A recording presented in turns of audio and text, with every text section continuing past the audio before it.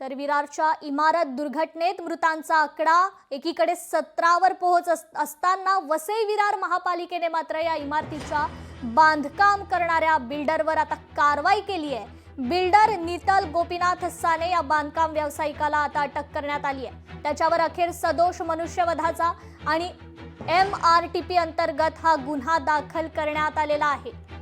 विरारमध्ये इमारत कोसळून 17 जणांचा आता मृत्यू झाल्याची ही माहिती समोर येते। एक इमारत ही कोसळल्यामुळे जवळपास 17 लोकांचा मृत्यू त्या ठिकाणी झालेला आहे।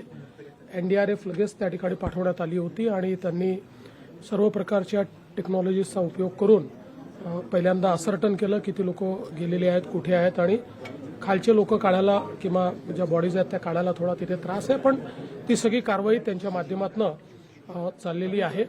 मुळातच या इमारतीला मे महिन्यामध्ये नोटीसही देण्यात आली होती आणि स्ट्रक्चरल ऑडिटचीही नोटीस देण्यात आली होती। तथापि मला असं वाटतं की लोकांनी फार गांभीर्याने ते घेतलं नाही आणि त्यातनं ही दुर्घटना झाली आहे। पण शेवटी लोकांचाही प्रश्न असतो, लोकांना दुसरीकडे कुठे राहायला जायचं, असं अचानक जागा मिळत नाही, त्यामुळे त्यांनाही आपल्याला दोष देता येणार नाही। पण ही घटना गंभीर आहे। आम्ही आता सध्या शासनाच्या वतीनं 5 लाख रुपये प्रत्येकी अशा प्रकारचं त्या ठिकाणी घोषित केलेलं आहे।